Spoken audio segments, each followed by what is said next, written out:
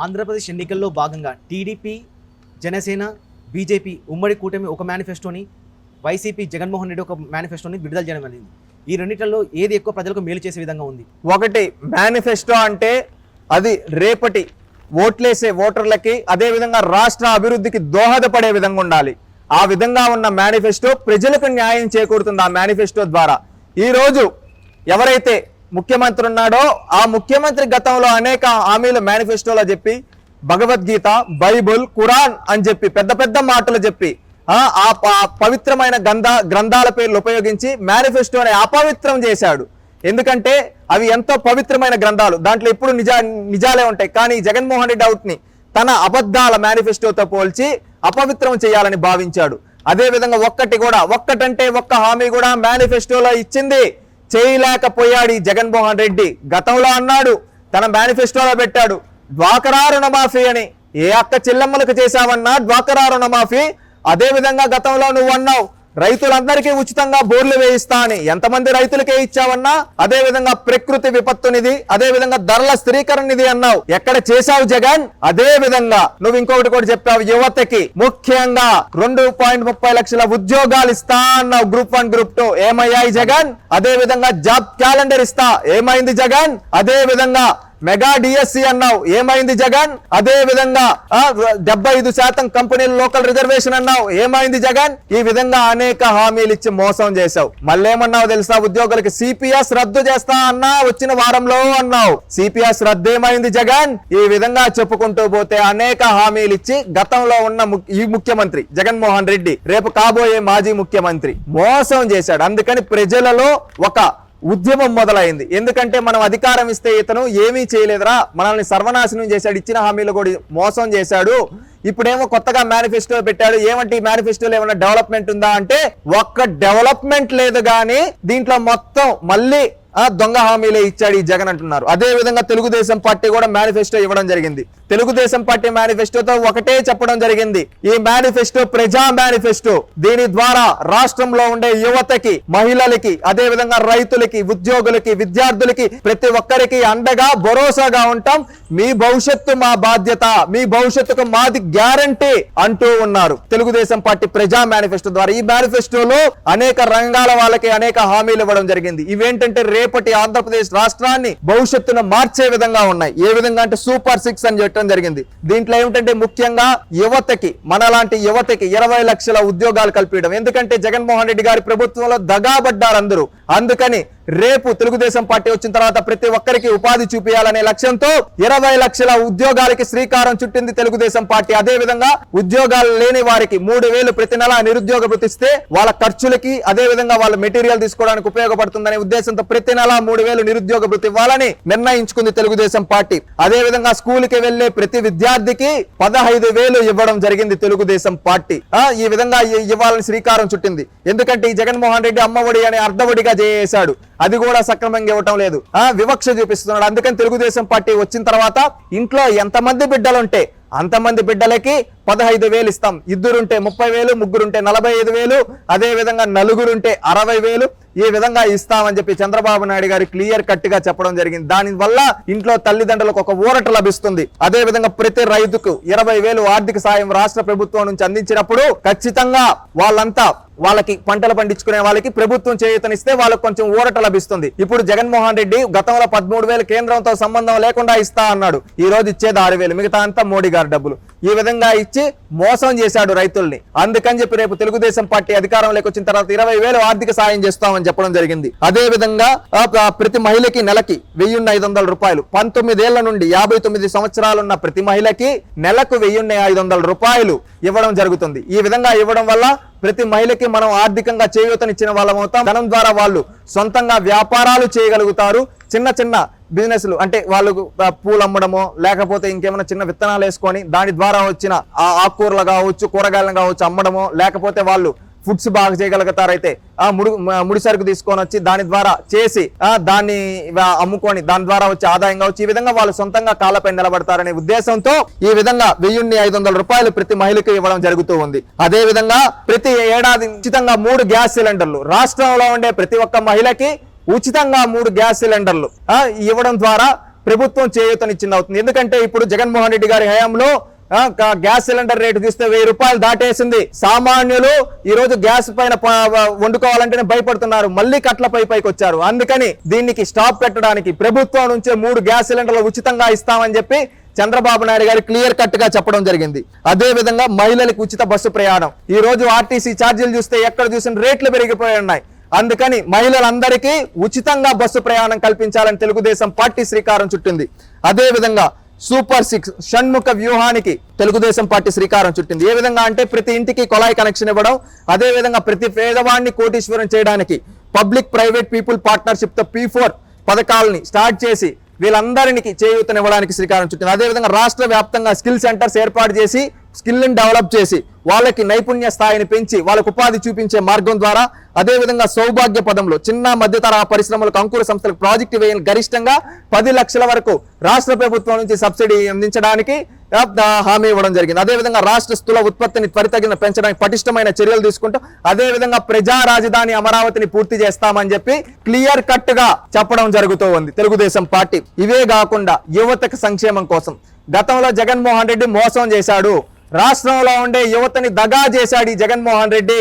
అందుకని రాష్ట్రంలో ఉండే యువతకంతా భరోసా కల్పించడానికి, సంక్షేమం అందించడానికి తెలుగుదేశం పార్టీ మెగా డిఎస్సి నిర్వహిస్తామని క్లారిటీగా చెప్పడం జరిగింది. మెగా డిఎస్సి మాత్రమే కాకుండా ప్రతి సంవత్సరం జాబ్ క్యాలెండర్ ఇవ్వడానికి తెలుగుదేశం పార్టీ శ్రీకారం చుడుతూ ఉంది. అదే విధంగా ఉత్తరాంధ్ర, కోస్తా, రాయలసీమ ప్రాంతాల అభివృద్ధి, ఉపాధి కల్పనకు ప్రత్యేక ఎంప్లాయ్మెంట్ జోన్లు. గతంలో ఏ విధంగా అయితే పరిశ్రమలు తీసుకొని వచ్చి యువతకు ఉపాధి కల్పించారో అదే విధంగా రాయలసీమ, అదే విధంగా ఉభయ గోదావరి జిల్లాలు, అదే విధంగా దక్షిణాంధ్ర, అదేవిధంగా రాయలసీమ అన్ని ప్రాంతాలలో అనేక పరిశ్రమలు తీసుకొని వచ్చి అక్కడ యువతకు ఉపాధి కల్పించడానికి ఎంప్లాయ్మెంట్ జోన్స్ ఏర్పాటు చేయడానికి శ్రీకారం చుట్టాలని భావిస్తుంది. అదేవిధంగా అత్యధికంగా ఉద్యోగ కల్పన ఎంఎస్ఎంఈ సెక్టార్ ద్వారా ప్రోత్సాహకాలు అందించాలని తెలుగుదేశం పార్టీ అనుకుంటూ ఉంది. అదేవిధంగా మూతబడిన ప్రతి నైపుణ్య స్కిల్ డెవలప్మెంట్ సెంటర్ ని తెలుగుదేశం పార్టీ ఓపెన్ చేస్తుంది. అదేవిధంగా క్రీడల్ని ప్రపంచ స్థాయి క్రీడా మౌలిక సదుపాయాలు అభివృద్ధి పరిచి రాష్ట్రంలో యువతని అంతర్జాతీయ క్రీడాకారులుగా తయారు చేయడానికి తెలుగుదేశం పార్టీ హామీ ఇచ్చింది. అదే విధంగా కేంద్ర రాష్ట్ర ప్రభుత్వ పరీక్షలు ప్రిపేర్ అవ్వాలనుకునే వాళ్ళ కోసం డిజిటల్ లైబ్రరీలు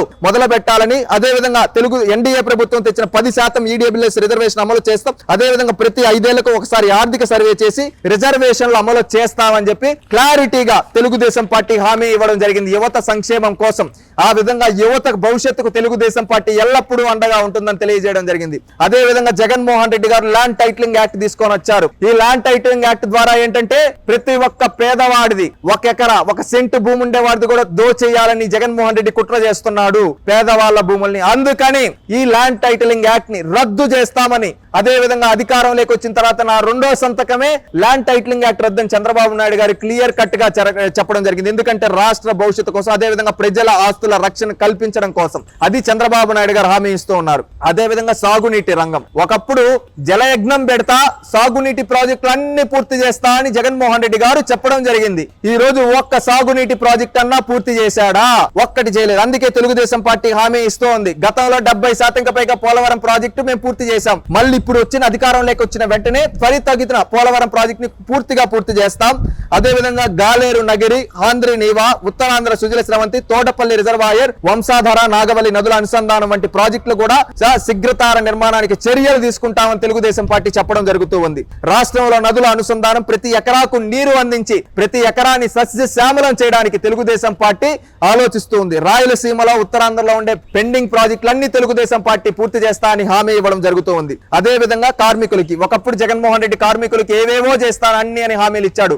ఒక్కటంటే ఒక్కటి చేయలేదు. అందుకని తెలుగుదేశం పార్టీ వచ్చిన తర్వాత ముఖ్యంగా రవాణా రంగంలో డ్రైవర్స్ అధికార సంస్థ ఏర్పాటు చేసి అన్ని వర్గాల డ్రైవర్లకు ప్రమాద బీమా, హెల్త్ ఇన్సూరెన్స్, విద్యా రుణాల వంటి సంక్షేమ కార్యక్రమాలు అమలు చేసి డ్రైవర్లను ఓనర్లు చేసే లక్ష్యంతో వాహన కొనుగోలుకు 4 లక్షల వరకు పొందే రుణాలపై 5% పైబడిన వడ్డీ సబ్సిడీ ఇస్తామని చెప్పడం జరుగుతూ ఉంది. అదే విధంగా బ్యాచ్ కలిగిన ప్రతి ఆటో డ్రైవర్ కు, టాక్సీ డ్రైవర్లకు, హెవీ లైసెన్స్ కలిగిన ప్రతి లారీ టిప్పర్ డ్రైవర్ కు ఏటా 15,000 ఆర్థిక సహాయం తెలుగుదేశం పార్టీ అధికారంలోకి వచ్చిన వెంటనే అందిస్తామని క్లియర్ కట్ గా చెప్పడం జరుగుతూ ఉంది. అదే విధంగా వాహనాలపై ఈ జగన్మోహన్ రెడ్డి పెంచిన గ్రీన్ ట్యాక్స్ ని తగ్గిస్తామని చెప్పడం జరుగుతుంది. అసంఘటిత రంగ కార్మికులకు ఒకప్పుడు చంద్రన్న బీమా ఇచ్చి తెలుగుదేశం పార్టీ ఆదుకుంటే జగన్మోహన్ రెడ్డి దాన్ని రద్దు చేశాడు. మళ్ళీ తెలుగుదేశం పార్టీ అధికారంలోకి వచ్చిన తర్వాత చంద్రన్న బీమా పునరుద్ధరించి కార్మికులకు అండగా తెలుగుదేశం పార్టీ నిలబడుతుందని చెప్పడం జరుగుతూ ఉంది. అదేవిధంగా భవన నిర్మాణ బోర్డు పునరుద్ధరణ చేయడం, ముఠా కార్మికుల సంక్షేమానికి ఒక ప్రత్యేక బోర్డు ఏర్పాటు చేసి కార్మికులకు అండగా తెలుగుదేశం పార్టీ ఉంటుంది అని చెప్పడం జరుగుతూ ఉంది తెలుగుదేశం పార్టీ. అదేవిధంగా చంద్రన్న బీమా పథకం మళ్ళీ పునరుద్ధరణ చేసి సహజ మరణానికి 5 లక్షలు, ప్రమాద శాతం మరణిస్తే 10 లక్షల వరకు బీమా సౌకర్యం కల్పించడానికి తెలుగుదేశం పార్టీ శ్రీకారం చుట్టబోతూ ఉంది. అదేవిధంగా వైద్య ఆరోగ్య రంగం, ఒకప్పుడు జగన్మోహన్ రెడ్డి అన్నాడు, ఏమన్నాడో తెలుసా, ఆరోగ్య విప్లవం తీసుకొని వస్తా అని రాగాలు తీశాడు. ఈ రోజు ఏంట్రా అంటే హెల్త్ సెక్టార్ మొత్తాన్ని పాడు చేసి కనీసం ప్రభుత్వ ఆసుపత్రుల్లో ప్రాపర్ ఎక్విప్మెంట్ కూడా లేకుండా నాశనం చేశారు. అందుకని తెలుగుదేశం పార్టీ రేపు అధికారంలోకి వచ్చిన తర్వాత దేశంలోనే మొట్టమొదటిసారిగా రాష్ట్రంలో ప్రతి కుటుంబానికి 25 లక్షల వరకు ఆరోగ్య బీమా తెలుగుదేశం పార్టీ కల్పిస్తా అని హామీ ఇచ్చింది. ఎవరికి ఏ రోగాలు వచ్చినా ఏ హాస్పిటల్ అయినా చేసుకునే విధంగా 20 లక్షల వరకు ఆరోగ్య బీమా తెలుగుదేశం పార్టీ హామీ ఇస్తుంది. ప్రతి పౌరునికి డిజిటల్ హెల్త్ కార్డులు, ప్రతి ఒక్క పౌరునికి ఏ విధంగా అయితే ఆధార్ కార్డు, రేషన్ కార్డు ఉందో అదే విధంగా హెల్త్ కార్డులు తెలుగుదేశం పార్టీ అందిస్తా అని చెప్పడం జరుగుతుంది. అన్ని మండలాల్లో, కేంద్రాల్లో జన ఔషధి కేంద్రాలు ఏర్పాటు చేస్తామని చెప్పడం జరుగుతుంది. బీపీ, షుగర్ వంటి నాన్ కమ్యూనికబుల్ వ్యాధులకు ఉచితంగా జనరిక్ మందులు పంపిణీ చేసే విధంగా తెలుగుదేశం పార్టీ కృషి చేస్తుందని తెలుగుదేశం పార్టీ చెప్పడం జరుగుతూ ఉంది. అదే విధంగా విద్యుత్ ఛార్జీలు, ఎందుకంటే గతంలో ఎప్పుడు విద్యుత్ ఛార్జీలు పెరగలేదు 2014 నుంచి 19 వరకు.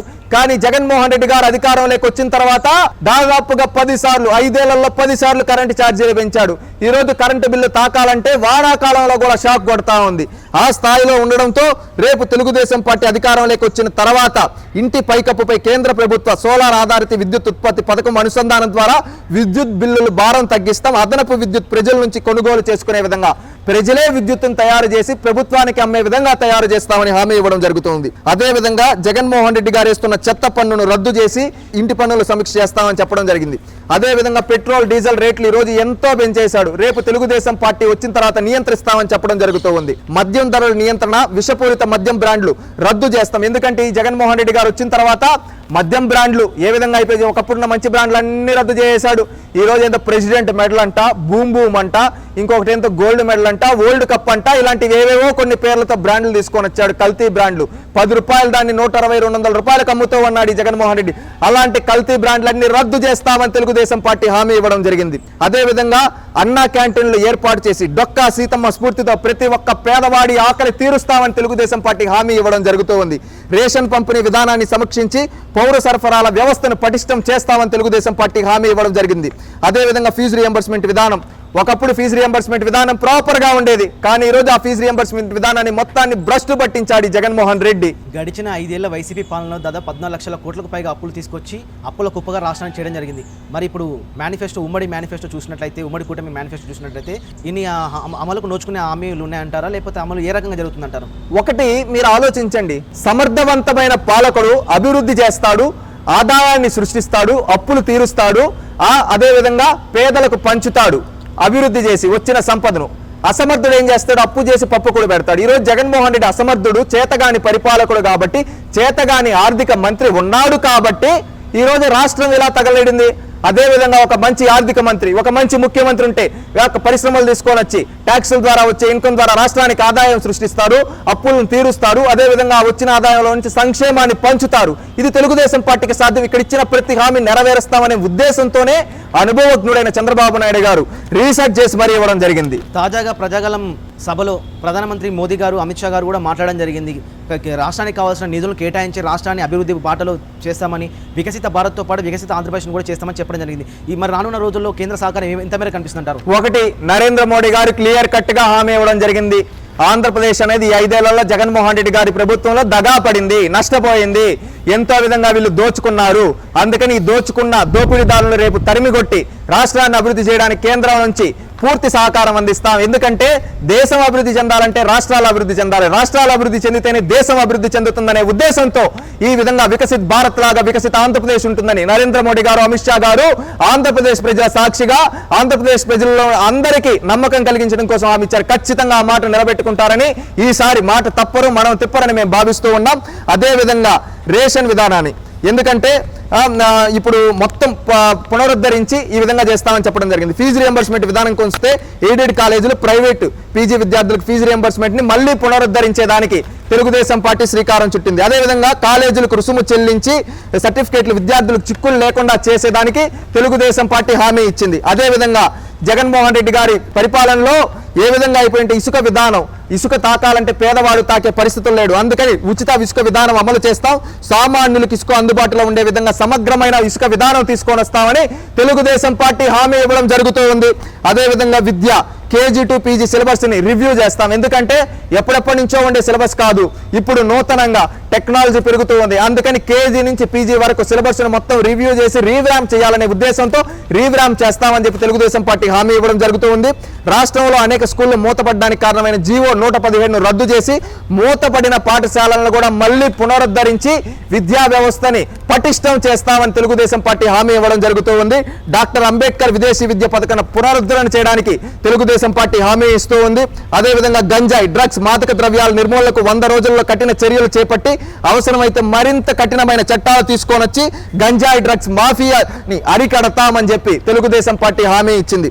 అదేవిధంగా ఆక్వా రంగం, గోదావరి జిల్లాల్లో ముఖ్యంగా ఆ రంగాన్ని మొత్తాన్ని జగన్మోహన్ రెడ్డి భ్రష్టు పట్టించాడు. రేపు తెలుగుదేశం పార్టీ అధికారంలోకి వచ్చిన తర్వాత అవసరం ఉన్న జిల్లాల్లో 5,000 టన్నుల నిల్వ సామర్థ్యం కలిగిన కోల్డ్ స్టోరేజ్లు అన్ని జోనల్లో ఉన్న వారికి విద్యుత్ యూనిట్ కి 1.50కి సరఫరా చేస్తాం, ట్రాన్స్ఫార్మర్ల ధరలు తగ్గిస్తాం, ఏవియేటర్లకు సబ్సిడీలపై అందిస్తామని హామీ ఇవ్వడం జరుగుతుంది. అదేవిధంగా సమగ్రాభివృద్ధి, ఉజ్వల భవిష్యత్తు పట్ల ఆశావాహులు ముఖ్యంగా పేదల ఆశలు నెరవేర్చడానికి తగు అవకాశాలు కల్పించే శీఘ్రతర సమగ్ర ఆర్థిక అభివృద్ధికి పటిష్టమైన విధానాలను అమలు చేస్తాం. తద్వారా సంపద సృష్టితో సంక్షేమ పథకాలు విస్తృతంగా అమలును పటిష్టం చేస్తాం. విజన్ 2047 ప్రణాళికను వికసిత భారత్ నిర్మాణానికి చేపడుతున్న పలు చర్యలను పూర్తి స్థాయిలో రాష్ట్రంలో కూడా అమలు చేసి తీరుతామని చెప్పి చెప్పడం జరిగింది. అదేవిధంగా మౌలిక వసతులు కల్పించి గ్రామాల నుంచి మండల కేంద్రాలు, జిల్లా కేంద్రాలను రోడ్ల నిర్మాణం, అదేవిధంగా సోషల్ ఇన్ఫ్రాస్ట్రక్చర్ అభివృద్ధి చేస్తాం. పోర్టులు, ఎయిర్పోర్టులు, రైల్వే ప్రాజెక్టులు త్వరితగిన పూర్తి చేస్తామని తెలుగుదేశం పార్టీ హామీ ఇవ్వడం జరుగుతుంది. వర్క్ ఫ్రం హోం కొరకు ప్రతి మండల, జిల్లా కేంద్రాల్లో వర్క్ స్టేషన్ల ఏర్పాటుకు తెలుగుదేశం పార్టీ హామీ ఇవ్వడం జరుగుతుంది. ప్రతి ఇంటికి రక్షిత మంచినీటి సరఫరా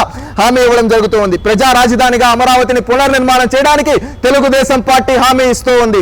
అదేవిధంగా పారిశ్రామికరణ పెట్టుబడులు, గత 5 ఏళ్లుగా విధ్వంసానికి గురైన ప్రతి కంపెనీని మళ్ళీ తీసుకొని వచ్చి రాష్ట్రంలో పునఃప్రతిష్ఠించి ఉద్యోగాలు కల్పించే విధంగా తెలుగుదేశం పార్టీ హామీ ఇస్తూ ఉంది. అదేవిధంగా పర్యాటకంగా రాష్ట్రాన్ని ఒక టూరిజం హబ్ గా తయారు చేయడానికి తెలుగుదేశం పార్టీ హామీ ఇస్తూ ఉంది. అదేవిధంగా ఫుడ్ ప్రాసెసింగ్, వ్యవసాయం ఉత్పత్తులు ఆధారిత పరిశ్రమల స్థాపనకు పెద్ద ఎత్తున ప్రోత్సాహకాలు ఇచ్చి రైతుల ఆదాయం పెంచడంతో పాటు స్వయం ఉపాధి కల్పిస్తాం, ప్రోత్సాహం అందిస్తామని తెలుగుదేశం పార్టీ హామీ ఇవ్వడం జరుగుతుంది.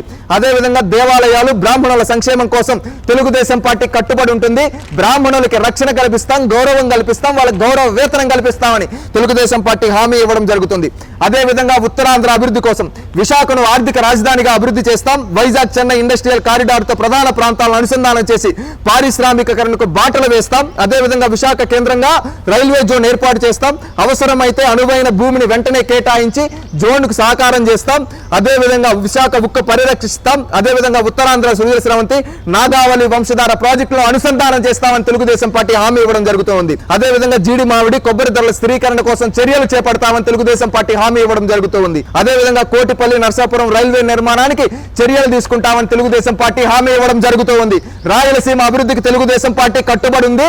రాయలసీమ అభివృద్ధికి తెలుగుదేశం పార్టీ ఎల్లప్పుడూ ముందుంటుందని తెలుగుదేశం పార్టీ హామీ ఇవ్వడం. తాగునీరు, సాగునీరు, విద్య, వైద్య సదుపాయాల ఏర్పాటుకు ప్రాధాన్యత, హార్టికల్చర్ హబ్ గా, విత్తన రాజధానిగా రాయలసీమను తయారు చేస్తామని తెలుగుదేశం పార్టీ హామీ ఇవ్వడం జరుగుతూ ఉంది.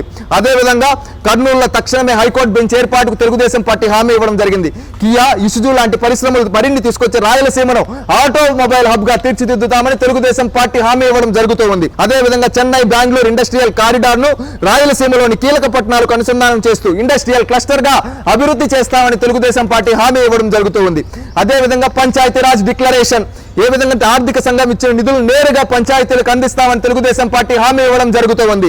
అదేవిధంగా పంచాయతీరాజ్ వ్యవస్థను పునర్వైభవం కల్పిస్తాం, స్థానిక పాలనకు ఊతమిస్తామని చెప్పి తెలుగుదేశం పార్టీ హామీ ఇవ్వడం జరుగుతూ ఉంది.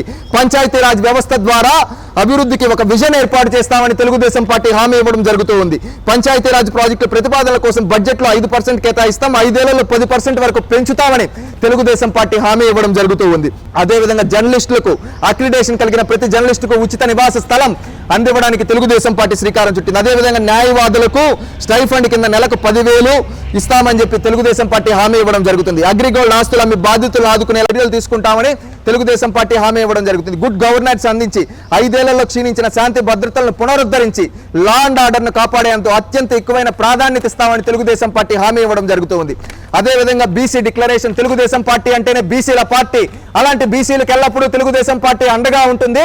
బీసీల రక్షణ కొరకు తెలుగుదేశం పార్టీ ఎల్లప్పుడూ ముందుంటుందని తెలపడం జరిగింది. అదేవిధంగా బీసీలకు 50 సంవత్సరాలకే నెలకు 4,000 పెన్షన్ అందించేదానికి తెలుగుదేశం పార్టీ శ్రీకారం చుట్టింది. బీసీలకు రక్షణ కోసం ప్రత్యేక చట్టం, బీసీ సబ్ ప్లాన్ ద్వారా 5 ఏళ్లలో 1,50,000 కోట్లు ఖర్చు చేసి బీసీల అభివృద్ధికి తెలుగుదేశం పార్టీ కట్టుబడి ఉంటుందని హామీ ఇస్తూ ఉంది తెలుగుదేశం పార్టీ. బీసీలకు రాజకీయ ప్రాధాన్యత, స్థానిక సంస్థల్లో నామినేటెడ్ పదవుల్లో 34% బీసీలకు రిజర్వేషన్ కల్పించడానికి తెలుగుదేశం పార్టీ హామీ ఇస్తూ ఉంది. చట్టసభల్లో బీసీలకు 33% రిజర్వేషన్ కోసం తీర్మానం చేసి కేంద్రానికి పంపిస్తామని తెలుగుదేశం పార్టీ హామీ ఇవ్వడం జరిగింది. అదేవిధంగా బీసీలకు ఆర్థిక అభివృద్ధి, ఉపాధికి ప్రోత్సాహకాలు పునరుద్ధరిస్తాం, దామాషా ప్రకారం కార్పొరేషన్లకు నిధులు అందిస్తామని తెలుగుదేశం పార్టీ హామీ ఇవ్వడం జరుగుతూ ఉంది. అదేవిధంగా శాశ్వత కుల ధృవీకరణ పత్రాలు బీసీలకు అందజేసేలా తెలుగుదేశం పార్టీ కృషి చేస్తుందని తెలుగుదేశం పార్టీ హామీ ఇస్తూ ఉంది. యాదవ కురుబ సామాజిక వర్గాలకి అత్యాధునిక ప్రమాణాలతో గొర్రెల పెంపకం యూనిట్ల స్థాపనకు రాయితీలు, గొర్రెలు మేకల పెంపకం యూనిట్లకు బీమా సౌకర్యం కల్పిస్తామని తెలుగుదేశం పార్టీ హామీ ఇవ్వడం జరుగుతూ ఉంది.